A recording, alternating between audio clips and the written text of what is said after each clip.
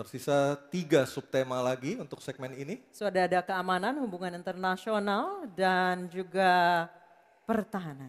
Ya. Diperlihatkan Ibu Iren. Politik luar negeri. Oke, baik. Politik luar negeri. Selanjutnya panelis Bapak Kusnanto Anggoro untuk mengambil undian daftar pertanyaan dari Fishbowl dan mohon diperlihatkan huruf yang tertera. Huruf A, B, atau C yang akan dipanggil oleh Pak Kusnanto Anggoro. Silakan Pak Kus. Huruf C, politik luar negeri. Baik, saya huruf akan C, ambil. Politik luar negeri. Amplopnya. C, politik luar negeri masih tersegel. Silakan Anissa. Baik, ini amplopnya masih tersegel Bapak Ibu. Dan kami ingatkan sekali lagi para calon presiden untuk mendengarkan dengan seksama karena pertanyaan tidak akan kami ulangi. Dan pertanyaan untuk calon presiden nomor urut 2 Bapak Prabowo Subianto. Utang luar negeri adalah instrumen pembayaran yang sah. Namun ada risiko intervensi kedaulatan oleh negara pemberi utang. Pertanyaannya, apa kebijakan paslon untuk menghindari intervensi kedaulatan Indonesia akibat utang yang terus bertambah? Waktu menjawab 2 menit Pak Prabowo, kami persilahkan. Baik, mengenai utang luar negeri, ternyata Indonesia sekarang hutang luar negeri kita sebagai rasio perbandingan terhadap produk domestik bruto kita salah satu terendah di dunia. Jadi masih kita sekitar berada di sekitar 40%, sedangkan banyak negara jauh di atas kita. Kedua, kembali lagi dengan manajemen yang prudent, pengelolaan yang baik, dan dengan strategi ekonomi yang tepat, terutama dengan hilirisasi, di mana kita bisa mendapat keuntungan sebagai bangsa, ini memperkuat posisi tawar kita. Jadi saya kok tidak terlalu khawatir negara lain mau intervensi kita soal hutang. Kita sangat-sangat dihormati, kita tidak pernah default. Saya keliling seluruh dunia, mereka sangat hormat dengan Indonesia, kita tidak pernah gagal hutang. Dan saya sangat optimis, tapi kembali kita harus punya kekuatan pertahanan yang kuat supaya tidak bisa diintervensi, tidak bisa digertak, tidak bisa diintimidasi. Hanya dengan kekuatan kita akan dihormati dan kita akan amankan kekayaan kita, amankan ekonomi kita, amankan pembangunan kita menuju Indonesia makmur, Indonesia kaya. Terima kasih. Masih ada sisa waktu Pak Prabowo? Ya, mohon tenang. Saya tegaskan kembali ya bahwa pelajaran sejarah manusia yang lemah akan selalu ditindas. Kita lihat saja apa yang terjadi di Gaza. Kita tidak boleh lemah, kita tidak boleh. Baik, waktu habis.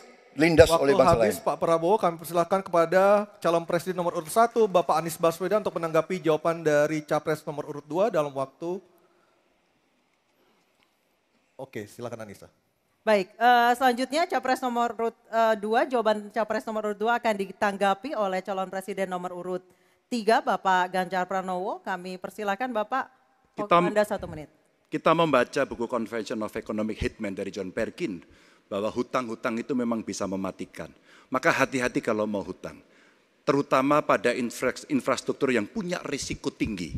Kita mesti hitung betul, kita mesti prudent betul. Karena ini pernah dilakukan dan membuat banyak negara kolaps karena hutang. Namun demikian, kalau mau pakai kekuatan dalam negeri, artinya wajib hukumnya kita mendorong ekonomi tumbuh 7%, kemudian govern berjalan bisa dengan baik, maka ICOR bisa turun 4%, dan kemudian kita mesti betul-betul anti korupsi. Kalau itu tidak dilakukan, maka tidak akan tumbuh ekonomi yang ada di tempat kita. Ease of doing business mesti dilakukan. Hanya saja memang kalau kita bicara pada industri pertahanan kita, mesti kita kuatkan industri dalam negeri. Jadi mohon maaf kaitan dengan hutang, no utang, no usang. Sehingga alutsista kita betul-betul kita lakukan transfer of teknologi dari dalam negeri. Waktunya Baik, habis. waktu sudah habis. Mohon tenang, mohon tenang, mohon tenang. Sekali lagi mohon tenang. Kami persilakan kepada calon presiden nomor urut 1, Bapak Anies Baswedan menanggapi jawaban dari capres nomor urut 2 dalam waktu 1 menit, Pak Anies. Sebaiknya disebutkan berapa persentase yang ideal, Pak, untuk kita di Indonesia. Kalau hanya mengatakan bahwa kita termasuk yang terbaik, berapa angkanya? Menurut hemat kami, kita harus bisa mencapai maksimal angka 30% dari GDP. Sehingga kita aman di situ, di bawah 30%. Dan itu caranya apa? Dengan satu, menata hutangnya, yang kedua memperbesar GDP-nya. Yang tidak kalah penting adalah melakukan pengembangan skema-skema yang lebih kreatif dalam mencari hutang luar negeri, termasuk pelibatan swasta. Lalu memastikan bahwa ada perluasan wajib pajak yang harapannya nanti akan memperkuat juga GDP kita. Di samping mengurangi kebocoran pajak. Dan hutang-hutang yang kita gunakan untuk aktivitas produktif. Jangan hutang itu digunakan untuk kegiatan yang non-produktif. Misalnya, hutang dipakai untuk membeli alutsista bekas oleh Kementerian Pertahanan. Itu bukan sesuatu yang tepat. Justru kita harus sebaliknya yang kita kerjakan. Baik, terima kasih. Harap tenang dulu, harap tenang dulu. Kita kembali ke calon presiden nomor urut 2, Bapak Prabowo Subianto, untuk merespon tanggapan dari kedua capres. Waktu Bapak 1 menit, silakan. Saya nggak mengerti. Jangan-jangan guru kita, buku kita sama, Pak Ganjar. Kok saya banyak sependapat. Terus aja. Saya akan bilang AA. Saya bukan orang macam-macam. Tapi Pak Anies, saya kira Pak Anies perlu belajar ekonomi lagi, ya kan? Jadi kalau bilang ideal 30%, dasarnya apa? Yang di bawah kita itu Arab Saudi, Rusia, pokoknya negara-negara yang punya sumber alam yang luar biasa. Tetapi 40% ya salah satu terendah sekarang. Jadi kalau kita mau bangun industri, tadi saya setuju sebagian dari yang Bapak sampaikan. Oh iya, kenapa? Yang penting utang itu produktif. Itu saya setuju. Tapi kita bisa sampai 50%, tidak ada masalah. Kita tidak pernah default. Kita tidak pernah default. Kita dihormati di dunia. Baik. Terima kasih. Baik, terima kasih. Baik, kita beralih ke pertanyaan untuk calon presiden nomor urut 3, Bapak Ganjar Pranowo. Kami persilakan panelis Laksamana TNI Purnawirawan Profesor Dr. Marsetio mengambil undian sub pertanyaan kelima dalam fishbowl. Baik, tinggal tersisa 2 pertanyaan lagi. Apa yang diambil oleh Pak Marsetio? Kita perlihatkan ke kamera, Pak. Geopolitik. Baik, geopolitik adalah subtema kelima. Dan selanjutnya kami persilakan kepada panelis Bapak Philip J. Vermonte untuk mengambil undian daftar pertanyaan dari dalam fishbowl.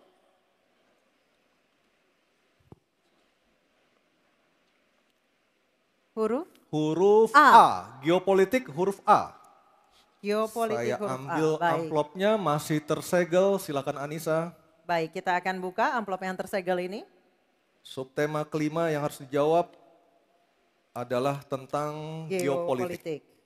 Dan kami ingatkan kembali kepada calon presiden untuk mendengarkan dengan seksama karena pertanyaan tidak akan kami ulang. Dan pertanyaan untuk Bapak Ganjar Pranowo adalah konflik Laut Cina Selatan belum selesai dan Code of Conduct belum disepakati. Bahkan menjadi arena persaingan hegemoni Amerika Serikat dan Tiongkok. Pertanyaannya, apa inisiatif baru yang ditawarkan paslon agar Indonesia berkontribusi dalam mengelola konflik Laut Cina Selatan? Waktu menjawab 2 menit Pak Ganjar, kami persilahkan. Indonesia bukan claimant.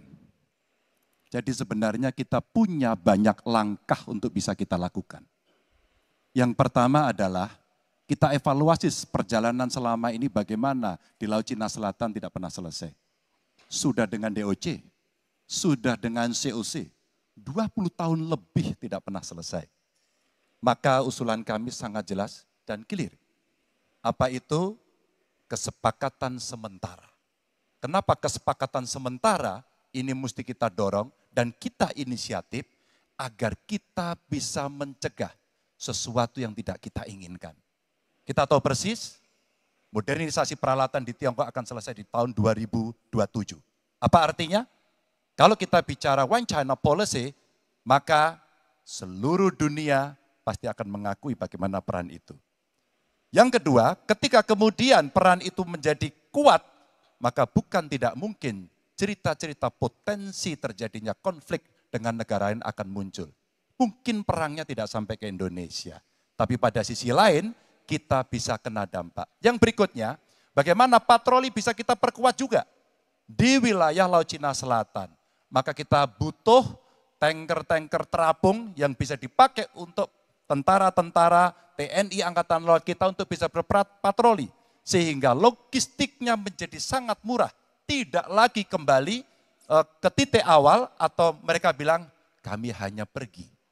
Kalau kembali kami tidak bisa lagi karena logistik kami habis. Maka inilah titik-titik penting yang mesti kita dorong dan kita akan bisa membawa posisi inisiatif ini untuk membuat tadi yang saya sampaikan adalah kesepakatan sementara untuk menghindari potensi-potensi yang lainnya lebih tinggi. Kita akan meredam dengan cara itu. Terima kasih. Baik, terima kasih Pak Ganjar. Selanjutnya kami persilahkan. Mohon tenang. Harap tenang. Mohon tenang Bapak dan Kita Ibu sudah sekalian. sepakat di awal Bapak Ibu. Kami persilakan calon presiden nomor urut 1 Bapak Anies Baswedan untuk menanggapi jawaban dari Capres nomor urut 3. Waktu Bapak 1 menit dimulai ketika berbicara. Jawaban Pak Ganjar tidak ada satu kata pun menyebut kata ASEAN. Padahal kata kuncinya di dalam menyelesaikan persoalan ini adalah ASEAN. Dan Indonesia negara terbesar di ASEAN, pendiri ASEAN.